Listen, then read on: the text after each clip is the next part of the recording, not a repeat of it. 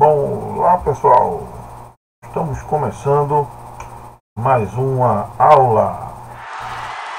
É isso aí. Espero que vocês estejam animados, que hoje vamos dar continuidade e vamos falar sobre TCP. É isso aí, certo? Então, sem mais delongas, vamos começar aqui, tá? Deixa eu jogar aqui no que interessa. Vamos lá. Bom, vamos tratar de redes de computadores, a camada de transporte, né? TCP especificamente. Nosso querido amigão. O TCP, certo, é regido por essas F6 aí, RF6. É um protocolo orientado à conexão, oferecendo um serviço full duplex, tá? Oferecendo transmissão confiável de dados, conexão ponto a ponto, com apresentação em 3 vias, vamos ver isso mais na frente, controle de fluxo, pipeline e buffer de transmissão e recepção.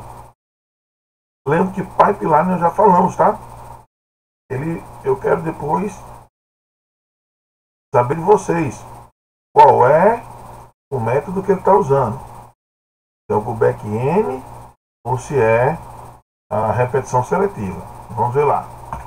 Bom, essa é a cara do pacote TCP, certo? O segmento especificamente, desculpa aí. Bom, vocês lembram que eu falei que o UDP ele tinha uma melhor velocidade de envio de dados? Bom, justamente ele tinha uma melhor velocidade, entre outras coisas, porque é o seguinte, ó, olha só aqui, ó, tamanho variável.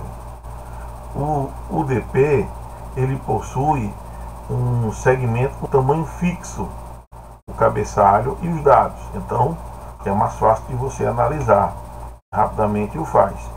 Aqui não, como se eu não tivesse uma grande complexidade nesse cara, eu ainda tenho o cabeçalho de tamanho variado, né? Ele pode ser maior, pode ser menor. E no que é que isso é um problema? Porque não é tão fácil você fazer a leitura dos dados, né? Retirar os dados, não é tão simples, tá? Justamente pela sua complexidade, né? Então, junta tudo. Então, vamos lá. Eu tenho, como no UDP, porta de origem, porta de destino. O número de sequência deste carinha e o número de reconhecimento. Bom, não tem muito estresse sobre isso aqui, porque nós já tratamos disso na aula anterior, quando nós falávamos sobre criação de um transporte confiável no meio não confiável, né? Tamanho do cabeçalho, justamente porque eu tenho essa camada de opções que ela pode aumentar, certo? Ou diminuir. Esse espaçozinho aqui não usado, então aqui eu tenho as flags. São essas letras: urgente, acknowledge, certo? Push, mas passar os dados para a camada superior imediatamente. Reset, sign, sincronia, sign e finalizar. Em inglês, não sei exatamente o que está falando, mas é isso aí, tá? Usado esses 3 aqui, ó, para iniciar, sincronizar e encerrar a conexão. Janela de recepção, certo? Que é o tamanho da janela que eu tenho para receber os dados. Checksum do pacote do segmento, dados urgentes, as opções e os dados que estão sendo enviados, tá? Número de sequência, vamos trabalhar sobre ele. Bom, eu tenho, entre outras coisas, uma coisinha chamada Maximum Segment Size, que é o tamanho máximo de segmento, que é a quantidade máxima de dados que pode ser colocada em um segmento. Ou seja, o tamanho máximo, certo, que eu vou ter nesse segmento. E esse segmento, ele é criado baseado-se no MTU, certo? Então, que é a unidade máxima de transmissão de um quadro da câmara de enlace, lá embaixo. Porque tudo tem que ser encaixotado dentro de um enlace, de um quadro da câmara de enlace. Os valores comuns são esses três: 1400 bytes, 536 e 512. Eu, particularmente, eu tenho encontrado muito comumente 512 bytes, tá? Mas ele pode variar tranquilamente. E o número de sequência, certo? Para um segmento é o número do primeiro byte do segmento. Pronto. O número de reconhecimento é o número do primeiro byte do segmento que está sendo aguardado, certo? E ele é escolhido de forma aleatória para evitar que atraso de um recebimento antigo altere afete, né, o novo. Nós já tratamos disso inclusive, né? E permite reconhecimentos cumulativos. Opa, e aí é uma dica, certo? Então, ele espera por um evento, ele recebe o evento, cria, envia o segmento, certo? Se a temporalização for esgotada, ele retransmite.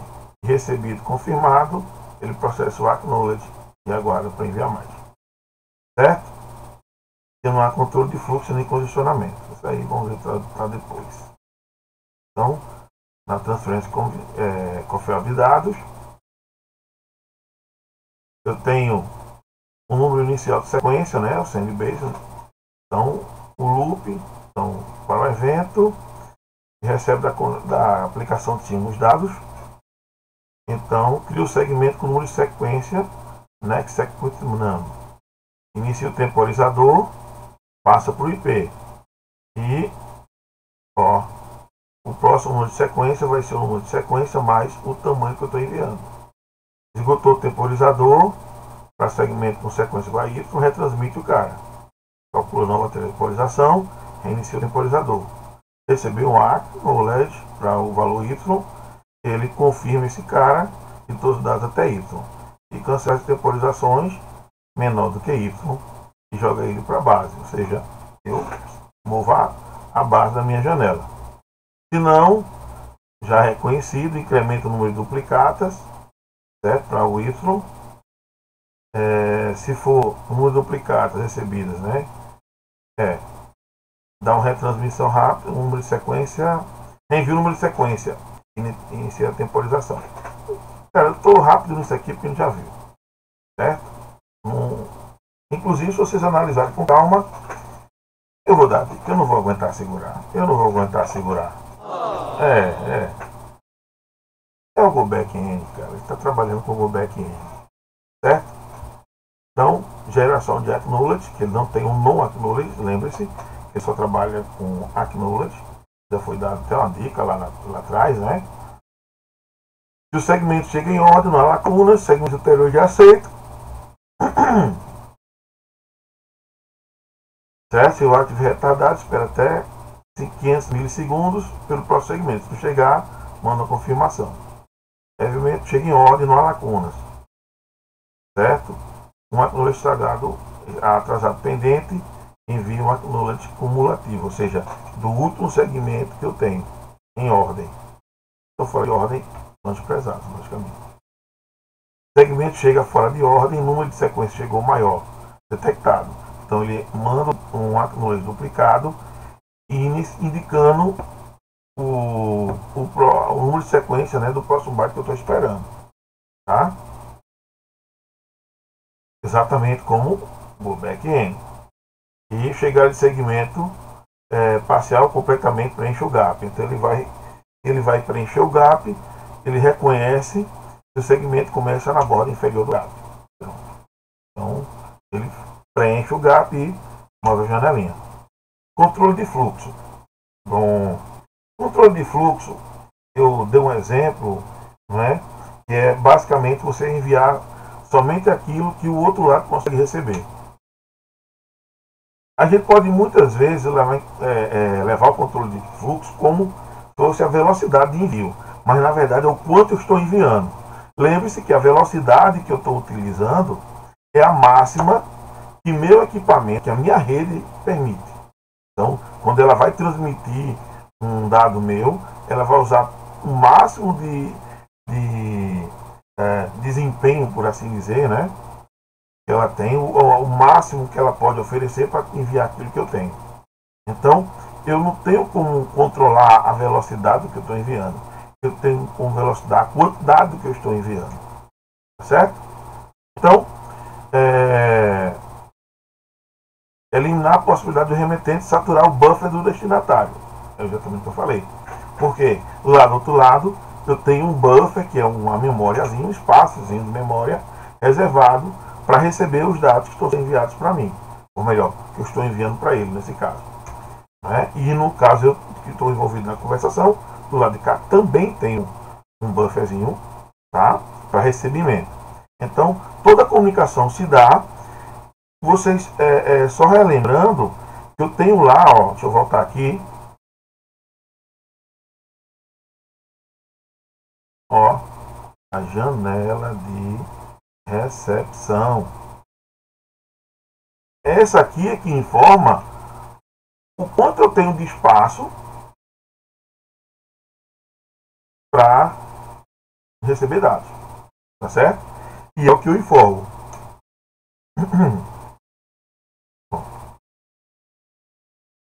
E só para deixar claro, né?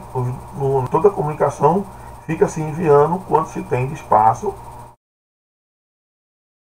para receber dados, para que o outro saiba do outro lado o quanto ele pode enviar, para não haver desperdício na comunicação. Estabelecimento da conexão. Bom, diferentemente do DP, o TCP ele simula uma conexão, né? Lógico que a aplicação ela jura que ela se conectou, ela estabeleceu uma sessão de conexão, né? Uma sessão de comunicação. Mas na verdade não existe essa conexão de verdade. Ela é simulada. Então, o cliente vai estabelecer a conexão. Lembre-se que, pelas regras, né? O cliente é quem começa. Eles vão iniciar as variáveis de controle de fluxo, número de sequência, né? Vão enviar tamanho de janela, aquelas coisinhas. A conexão é estabelecida através da comunicação 3 via, que é o three-way handshake. Bom, a primeira coisa que ele faz, né? Ele envia um segmento sem nenhum dado, com flag sim, de sincronismo, né? Marcado, ativo, com 1, e o número de sequência inicial ele é enviado. Pronto. Manda para o cliente. Para o cliente, desculpe. O cliente para o servidor. Manda para o outro lado lá. O servidor recebeu o segmento e envia um SYN acknowledge. Ou seja, o SYN e o acknowledge estão marcados e ele aloca os buffers para essa conexão. Cria um número inicial de sequência aleatório e envia, né, para o cliente que iniciou a conversão. O cliente vai receber o SYN acknowledge e aloca os buffers e começa a conexão. Ou seja, ela foi estabelecida e começa-se a comunicação. Certo? Para terminar, é o mesmo processo. O cliente solicita a finalização, o servidor recebe, marcado também fim e acknowledge, ou seja, ele confirma que vai finalizar e o cliente manda de volta um acknowledge e tudo se acabou. Tá? Então, estado, sequência de estados do cliente está fechado, ele quer iniciar uma conexão, envia o send, recebeu o SYN e o acknowledge, reenvia o acknowledge, ela é estabelecida. Ocorre a conexão, todo o processo tal. Ele vai querer finalizar a conexão, envia o fim, aguarda, recebe o fim acknowledge, envia um acknowledge e acaba a conexão. Certo? Detalhe, caso ele não receba uma confirmação, também ele finaliza. Tem esse processo aí. Bom, estado servidor. O servidor, ele quando iniciar, ele em tese ele está sempre ativo e ele inicia na função, no modo listen, observando observando o que está sendo enviado para ele. Ele recebe um segmento com um sim, envia o sim no acknowledge, certo?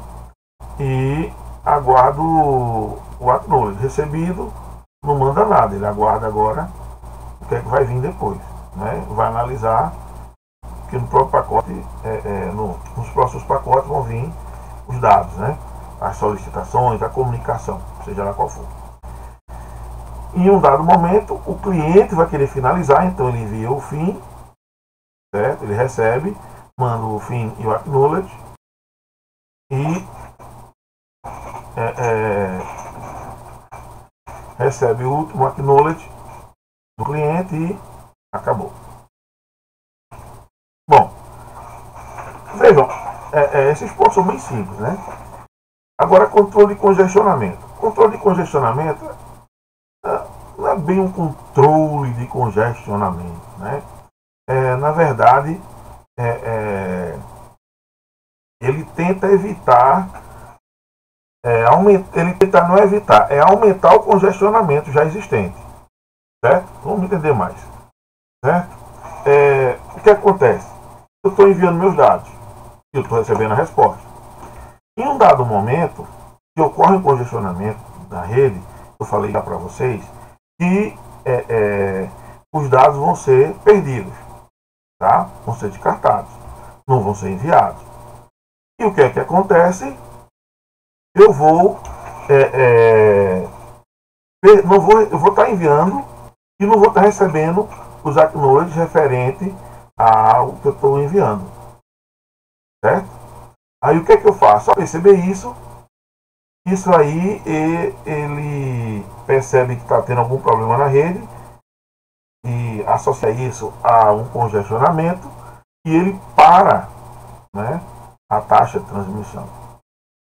Recomeça, né, a transmissão do primeiro segmento não confirmado, só que manda e aguarda a confirmação daquele. Recebido, ele aumenta mais um pouquinho e vai aumentando até chegar no limite máximo da janela do outro lado ou ele perceber uma grande perda de confirmações, onde ele associa de novo a um congestionamento. Beleza? Rolar um bend agora. Agora eu saquei! Agora isso todas aí. as peças se encaixaram! Certo? E por que ele trata? Eu já expliquei isso aí, tá vendo? E por que ele trata o congestionamento? Ele percebe o congestionamento dessa forma. Simples. Porque lembre-se que existe uma interdependência entre as camadas. Então, a camada de rede, ela não manda uma alimentação para a camada de transporte, certo? Ele só trabalha em cima dos serviços oferecidos. A camada de rede oferece serviço, a camada de transporte utiliza dele. Então, eu não tenho como perceber na camada de rede os problemas que estão acontecendo na camada de transporte, os problemas que estão acontecendo na camada de rede. Estou aqui em cima, os problemas lá embaixo, eu não estou percebendo o que está acontecendo lá. Então, qual é a solução que eu tenho? É justamente, ao perceber esse problema, eu evito sobrecarregar a rede. Porque está havendo um congestionamento e quanto mais eu enviar, só vou piorar a situação. Ok? Acabou! Né? Que viagem é essa, velho? O negócio aqui foi rápido, cara. Até eu pensei que tinha mais coisa. Tá? Entrei aqui na velocidade, né? Engatei foi quinta. É isso aí. Bom, estão vendo aí que eu estou usando mais os recursos aqui, né? Estava complicado. Bom, pessoal, eu espero que vocês tenham compreendido o que eu coloquei aqui para vocês, tá? E anotem suas dúvidas e no nosso encontro vocês vão tirar elas, tá certo? Um abraço e até a próxima, porque agora acabou. Mas não se preocupem, Teremos mais. Leiam, se inscrevam, compartilhem e mandem superchat. Façam tudo que tem direito aí. Um abraço, pessoal. Tchau, tchau.